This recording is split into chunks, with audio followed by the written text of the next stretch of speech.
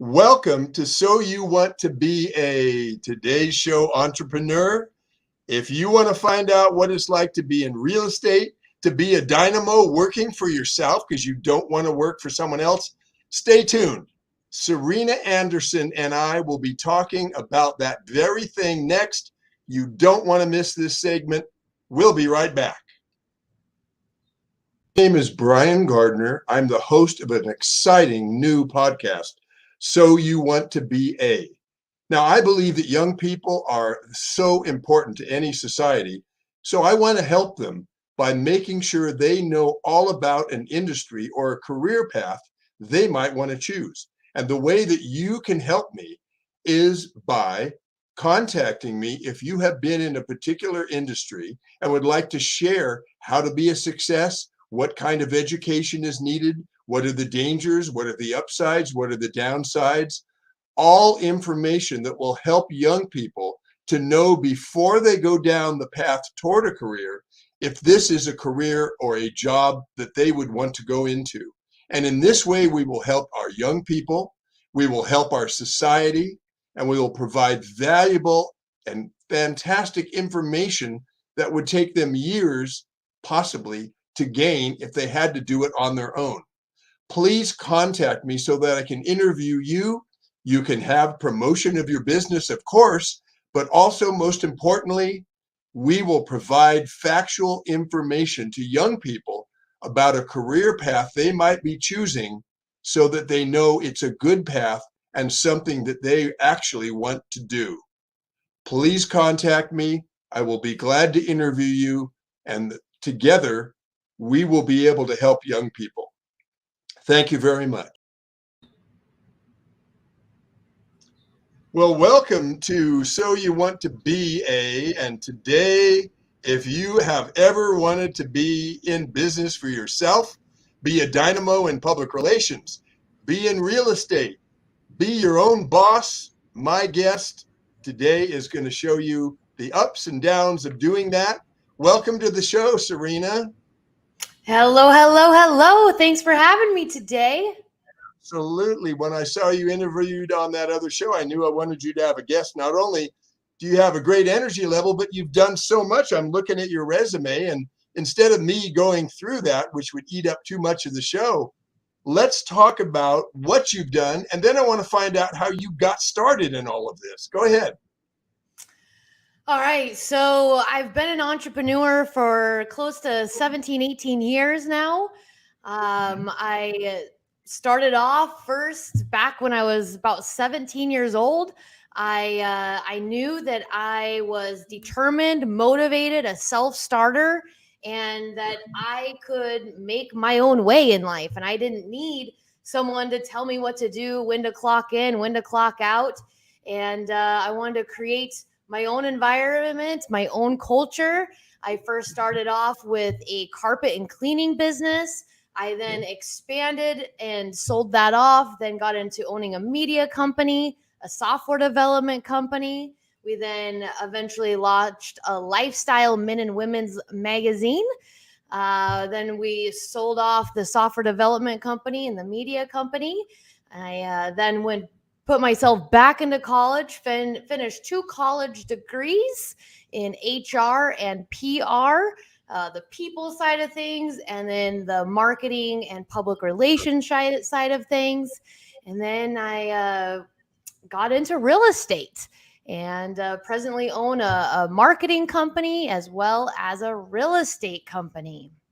Good. Now, the whole idea of the show is to, especially young people, also people in transition.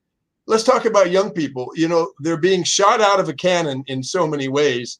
Hey, you're done with high school, and then most of them say, I don't know what I want to do. Well, it's like if you're driving without a map and you go down a road too far, and pretty soon it's a dead end road and you need gasoline, but you passed the gas station 100 miles ago, you're kind of in trouble. So we don't want our young people saying, oh, I want to be a private eye because I've seen the Magnum TV show and that's really cool, man. Until they find out that you sit in a car for 6 hours waiting to film the person who's supposed to have a bad back, who's loading all kinds of stuff in his car, and that's what your job is.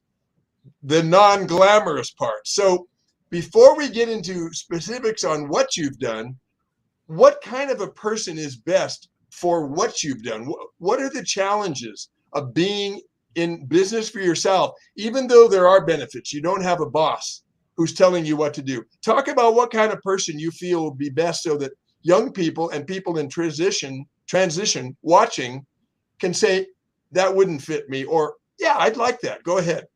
Absolutely. Well, being an entrepreneur, as you said, there are definitely benefits, but there are challenges. Some of those challenges can be not being self motivated, not being ambitious. You have to be able to get yourself up in the morning, figure out your entire day, who you need to talk to, where you need to go, how you're going to make money, how you're going to sustain yourself. So there's definitely people out there that they're just not born that way. They don't have that in them. They need to go to a job and they need to clock in, clock out. And there's nothing wrong with that whatsoever. I feel that the most important thing is listening to your heart.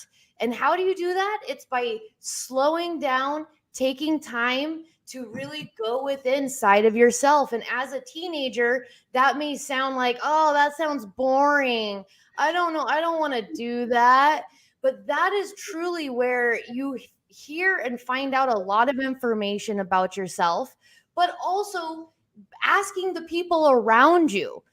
They know you the best, especially as a teenager or a young person. The people that have been caretaking for you know you pretty well. But ultimately, yeah, you don't want to go down the road of entrepreneurship if you're not motivated, you're not self-driven, you can't you can't get your own booty out the bed.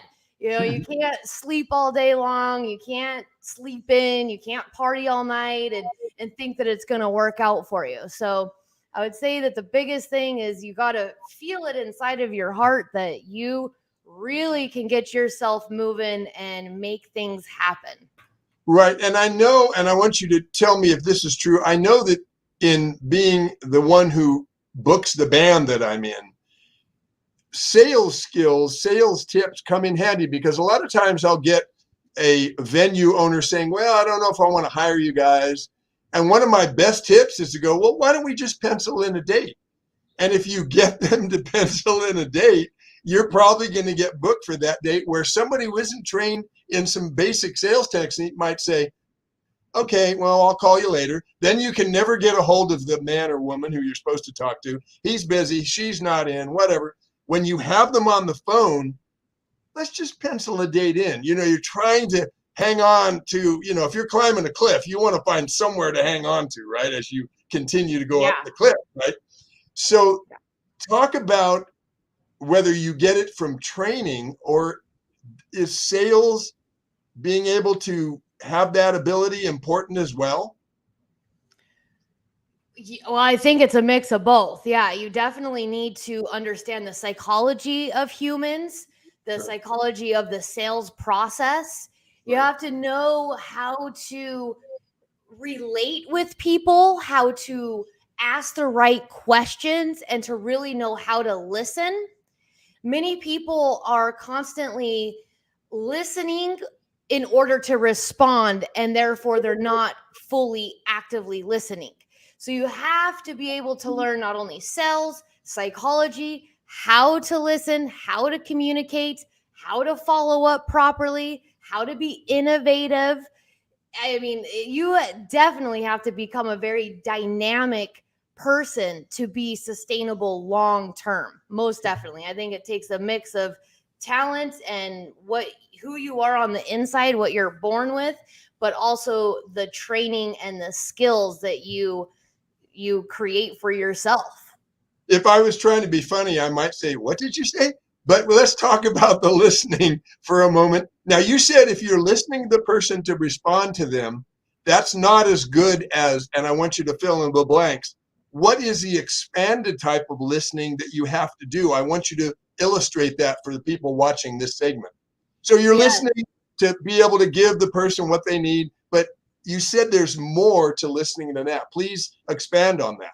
Absolutely. Absolutely. There are multiple times that not only myself as the one listening or me talking to someone else and they should be listening, that they may not have actually heard the entire conversation that was just happening right in front of their eyeballs, because they were also thinking in their head about what their response is going to be.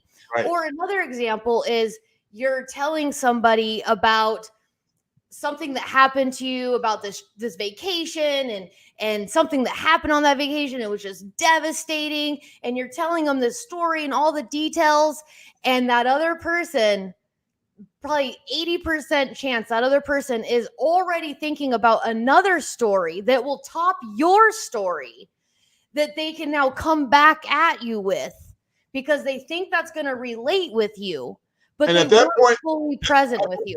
At that point, when they're thinking of their own story, they're not really listening, right? Exactly. They're not actively listening. So being able to train the mind to, what I like to do is I will repeat the words that the person is saying to me. That keeps me present with them. That helps me to remember their story. That helps my brain not to start jumping around. The other thing that I've trained myself to do is I don't need to one-up someone on their story. And that's what a lot of people do. Oh, well, you thought that was bad. Let me tell you this. And instead of repeating back to them, oh, so this happened. How did that make you feel? What do you think you would do different? Or what would you like to see different? Yeah, I'm going to put you on the spot for a minute, but I think you can handle it. Let's do a little role playing. Put on your hat as a PR company, and I'm going to come to you with a particular product that I'm not going to tell you about. We'll just go through it, and I want you to show the listeners, the watchers, how you listen to what I'm saying and kind of your response. And look, I'm throwing this at you. We didn't rehearse this, but let's just have some fun with it, okay?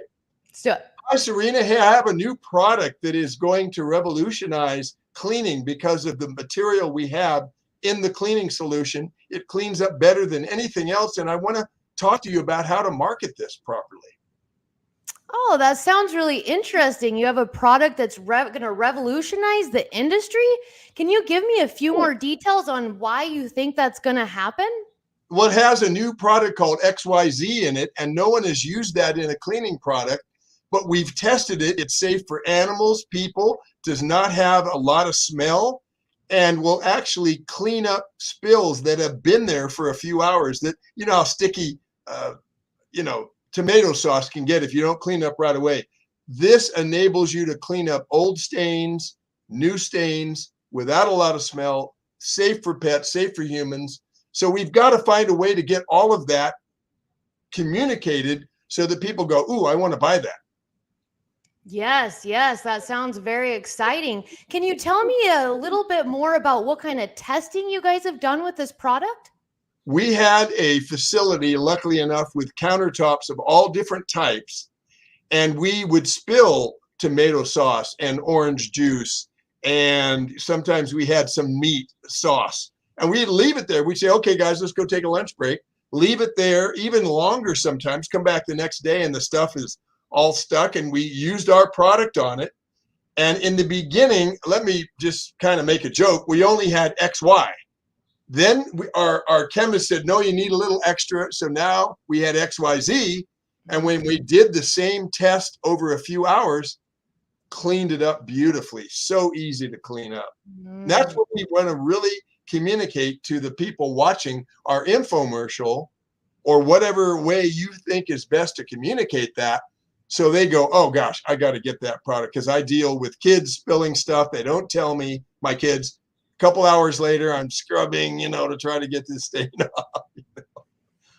Yes. Well, it definitely sounds like you guys have tried it out and you've done repeat experiments, and you've actually added on to your original formula to make it even more powerful. It definitely sounds like something we could talk about on how to get this product out to the world and let as many people know as possible. When would you like to set up a time where we can have a consultation?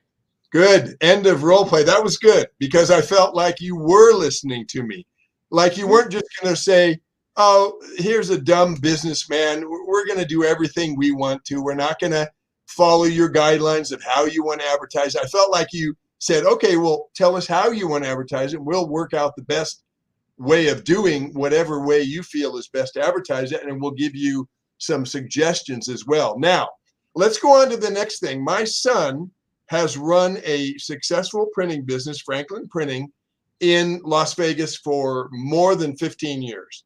He did not go to college, but he might be a special case because he's just kind of wired to be a businessman. But I want to ask you, Serena, how important has it been for you to have those degrees under your belt, or do you feel that some people don't need that? I would say that I don't think it's necessary for everybody to go to college and receive a college degree or degrees. Sure. For me personally, I felt it was important for my self-esteem, my self-confidence, and I have a safety net. I have something that I've worked for, that I've attained, that I can, if I need to in the future, to go to an employer, if I decide to stop being an entrepreneur and running my own companies, that I have something to fall back on. Yes, I would have my experience to fall back on, but in our society, they do value college degrees. Why? Well, you have to work extremely hard to receive that degree, and it shows what type of character level you have, or at least that you showed in the past. So for me, it was very important. It was huge for my family. I've far surpassed most people in my family. So for me, it's just been a confidence thing. It feels good when you're at different charity events and people are talking about their college days. It's not an awkward situation of, well, I didn't go. There's just something about it that feels good, and it can turn into money. Yeah, now that's interesting, because what parents will always say is clean your room, clean your teeth, and have something to fall back on. I've been a musician for 50 years, and I always had another job. Only for a short time was I a full-time musician. But in the beginning days when I was first playing drums, my parents were always on me about, hey, come on, you got to have something you can fall back on if you don't go to LA and make it in a top band, So that's interesting that you should say that it does give you something to fall back on. It does show that you can do the hard work. And I would say that, like, let's go back to Mr. XYZ. If I ask you what's your background, well, I have degrees and stuff. It makes me feel like when I go to a mechanic and the mechanic is certified, I feel much better about that individual working on my car than somebody says, yeah, I've been a mechanic forever. And, I just do it, Whoa. Yep. So we have to have some levity here. We can't make this too serious, Yes, you're right. Now, the other thing is, I met a gentleman a number of years ago, and his teeth weren't really in good shape. And I feel like good teeth is like giving somebody a fresh business card versus a business card that has a few corners bent on it. I'm sorry, in today's world, that a person can have some weight on them, but you have to have a PR image. If you're in public relations, if you're in marketing, it's expected, and so talk a little bit about the PR image and how important that is.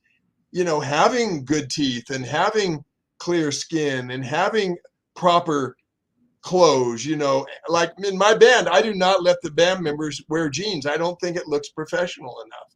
So talk about that for a moment.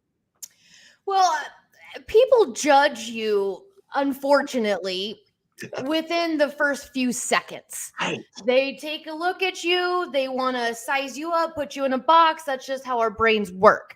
Yeah. And it can be very hard to change that initial judgment of you. And so it is so important to have your hair done. Women, they might put on some makeup. That's optional. Women can hee and haw back and forth, but it does enhance the look. Having a nice jacket, a nice blazer, wearing some nice shoes. I think these things are very important. Teeth, Yeah. that is very important. People respond to a nice smile. Yeah. I think that beyond the physicality is also your energy. That's something that a lot of people say to me is, wow, I love your energy. You just light up the room. And yeah, exactly. And it's gotten me so many opportunities. Oh, So yeah. not only working on your appearance, but also working on your energy and understanding how your energy fills up a room, working Right. on your voice, working on your handshake. You know, you don't want a God. willy-nilly handshake, Oh, whether you're a God. man or a woman. You need a strong handshake to show confidence. So it's about mindset, because you might say, well, where do you get the confidence? That's a mindset thing. And well, why do you get the college degrees? Because it built my confidence. So it Yeah. all starts webbing together. It's a entire persona, but it's built on multiple levels. So it's more than just your looks. It's also the way that your body language is, the way you squint your eyes, the way that you move your body, the way that you walk, the way that you talk. So there's a lot involved with that overall image. Yeah. And one of the things I talk about a lot, I went through the Toastmaster program. Have you ever heard of Toastmasters? I'm on the board of directors right now, PR board of directors, Toastmasters. Really? A local group? Yeah, Henderson. It shows, let me tell you, because Yep. I got to tell you two things real quickly about Toastmasters. One is I'm very happy that I got to the bronze level competent communicator, because I had been a musician for 48 years before I joined Toastmasters. And people are saying, why do you need Toastmasters? You've talked to a billion people. I've done a ton of radio interviews. Toastmaster, in their positive way, not critical, like, you're doing this, you weirdo, very supportive, found things that I was doing that I didn't even realize. Yep. And it's not expensive. Nope. And it's something that, wow, I'm telling you, it has ruined my enjoyment of NASCAR. I love NASCAR racing. And the drivers go, well, my, Axel, and I'm going, oh God. So I really think that anybody who's going to be talking to people, especially in their job or their job that they're running, their business they're running themselves, you got to look into Toastmaster. It is so fun and so empowering. Yes. And it's just something that, oh my gosh, I can tell Toastmaster people from, if somebody comes across phony, people, I don't care how educated or not they are, your customers will pick on it. Watch this. Hi, hey, I'd like you to work with my company because we're really good. It's like, ooh, or hi, I'd like you to work with my company because, we really do care about people. Complete difference in those two deliveries. Mm-hmm. And the first one, people can pick up on that and they go, ooh, I don't like this person because they're not being genuine. Yes. A fake smile is more damaging than no smile. Yes. It's super important. The delivery of what we say and how we say it. Toastmasters is incredible. I highly recommend it to really everybody. I think everybody should go through the program. You become so much more aware of how you're speaking, how you're talking, your spatial awareness, timing, precision. And it also allows you to build a lot of confidence as well, because you do a lot of practicing, and that's what we need to get better. You got to practice. And the thing about Toastmasters, we won't talk about this too long, but the thing about Toastmasters, they are not allowed to say, you're crap, get out of here. It's all supportive. Yeah. Hey, you really did good on this part, but if you worked on your wrap up of your speech, wow, you'd just be incredible. Wow, the person who's shy and feeling like they don't ever want to talk to anybody, that they leave that meeting wanting to come back next time and go, I'm going to fix my closing, man. Absolutely. It helps you to actually receive criticism as well, because some people have a very difficult time receiving criticism, but in that safe environment, you can receive it and improve. And I think that's also very good. And the other thing is Toastmasters, I shouldn't probably say it this way. They're like McDonald's. There's probably 47 Toastmasters that have their meetings all kinds of days, all kinds of times. So if you really want to get into a Toastmaster club, you've got a wide variety of clubs, and you can go there and audit one and see if you like them. And I don't like that one. Go to the next one, see if I like that one. Before we wrap up, I wanted you to tell me the best things about being in business for yourself so that somebody watching goes, oh, yeah. But I also want you to kind of play devil's advocate and try to discourage somebody so they don't waste their time getting into business by themselves because you told them some of the actual downsides in a couple of minutes. If you can share both sides of the coin on that. Yeah, definitely. Absolutely. So some of the benefits is that I get to create my own schedule. I get to have freedom within my own schedule and with my own life. So for instance, last week, went on a cruise, we went traveling. Did I have to ask management if I can leave, if I can take this time off? No. The other benefit is I have a son. I've been raising my son. He's going to be 16 now. So being an entrepreneur his entire life, I've been able to be flexible, to drop him off, to pick him up, to help out at the school, to bring treats, to volunteer at his school. So it's allowed me to be able to be active in his life. Yeah. It's also allowed me to be. Wait. Before you go on, just let me interject one thing. Has he decided what he wants to do yet? Not exactly. Not exactly. Serena, he better watch my show then. Okay. That's right. Yeah, he actually probably should. Yeah, he has a couple ideas and it's changed and varied, but yeah, nothing solid yet. All right. So continue with ups and downs in being your own boss. Yeah. So some of the other benefits have been able to be to collaborate with people that I like working with, that I'm not forced to work with. Yeah. I'm a type of person that I have a big personality. I have a lot of energy. Oh, come on. Yeah, right. And I thrive with that energy when I'm working with people that I like to work with. I do not like to be forced to work with, we'll just say, a narcissistic personality. I won't thrive in that environment. My energy level and everything about me will go through the floor. It's also allowed me to be able to help other people become entrepreneurs. Being in the real estate industry, I've trained and brought on people that have their own businesses in real estate. And that's been very rewarding to be able to help others become entrepreneurs. Okay. So those are a few of the perks. Now, right. There's the Jaws theme. What's the bad part of it? The bad part.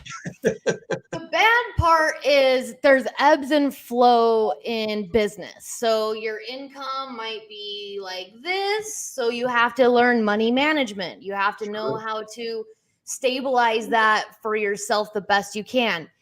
Also, when economies changes, you have to know how to adapt to the economy, which means you might have to lay off people. Right now in our economy, we're seeing a ton of companies laying off people.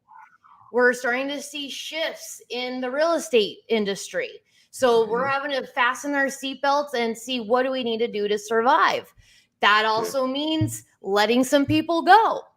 So you have to be able to have strong emotional intelligence and not just IQ intelligence to be in business. And the other thing is that you could easily fall into a place where you get complacent, where you might get really comfortable with the way that it is, and you start missing things, or you start cutting your days shorter. You're not really paying attention. So there's a lot of areas that have to be covered and watched and maintained. You got to watch your money. That's a really big one. So there's definitely pros and cons, but it's that way with with any job you're going to do. You Yeah. could also lose your job and be laid off just as quickly as your business goes down. Just depends. Right. Do you want to be responsible to yourself or fall victim to another company that you don't have control over? Either Right. way, Go ahead. I was just going to say, either way, there's risk. Just because you have a job somewhere doesn't mean that you have absolute security. And then being your own business owner doesn't mean you have absolute security and that that there isn't risk. There's risk on both sides. Right. See, my responsibility is to ask you the questions that will bring up the positives and the negatives. So a young person watching or a person in transition can go, all right, let me think about this. Do I want to go into business with this and buy my business for myself with these different things? So now we're wrapping up. I want to ask you how you want to be contacted. Number one, not deluged by people asking you for advice, but maybe people who may want to buy a house because you are a realtor. Tell us how people can get in touch with you in a way that will not cause an avalanche and be so many calls you can't handle them that aren't really business prospects for you. But how do you feel comfortable in being contacted? Yeah, absolutely. Well, I'm a believer that I know how to set boundaries. That's one of the other things you have to learn as a business owner. And so if there's an avalanche of calls or whatnot, or it's crossing lines, I'll set those boundaries.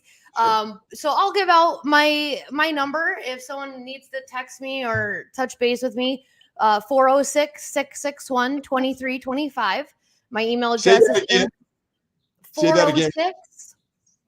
406-661-2325. Okay. My email address is info@royalrealty.co.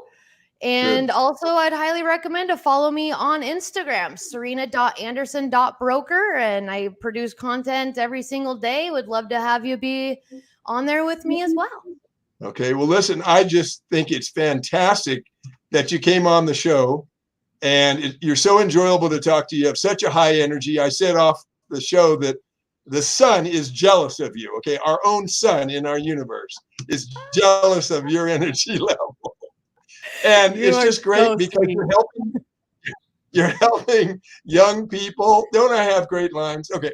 You're helping young people to, really sort out, because they're the future of any race or any country. And we don't want them working on our teeth and they aren't happy. We don't want them working on our car and they wish they were not there and the brakes suddenly don't work, So we want them to find out, what are the ups and downs? Do I really want to do this career? Because if they end up in a dead-end job working at 7-Eleven, nothing wrong at working at 7-Eleven sometime. But if that's all you have to look forward to, that tends to lead toward alcohol abuse, drug use, beating up on the environment and our cities and infrastructure and graffiti and criminality, because they're not happy and they feel like they're cut out of the system. And I hope that this show can help with that. And thank you so much for being on the program. You're very welcome. And if there are any teens out there that do need some assistance, maybe they want to do some acting classes, I'm affiliated with a nonprofit that we actually have free classes on Thursdays that they can become a part of. We also give out funds for extracurricular activities to help them, as that also helps them to learn and understand themselves. I launched a nonprofit in Montana called the Youth Empowerment Program. Most of our viewers probably are not going to be in Montana, but we give out funds up there. But also right here in Las Vegas, Henderson area, the nonprofit I work with, we help teens. So if there are any teens out there that do want some help and counsel and want to explore and figure out their career, then reach out, because we would love to help out. And since you've been on the show, now you're an honorary promoter of my show, because I know you know a ton of people, like everybody does. And my show is like a car. If it doesn't have gas in the tank, the car won't go. If I don't have people to interview, I can't do a monologue. So you have carte blanche to give my home office number out to anyone who might be involved in a particular career and have been doing it successfully. And they might want to come on my show because before school starts, I want to get as many interviews done as I can, because I'm going to be sending a press release on this podcast to every principal. They're going to give it to their career counselors. And it's not an ego trip that a lot of kids will be watching the show. I want to help them. Yeah. So they can know that the career path they're doing is the one they really want to do. So please share my number with anyone, 702-912-0687. Again, that's 702-912-0687. Anyone who is in a particular career and you'd like to be on this program to help kids promote your business, contact me. And thanks again, Serena. Been wonderful talking with you. You're very welcome, Brian. Thank you so much for having me on. Okay.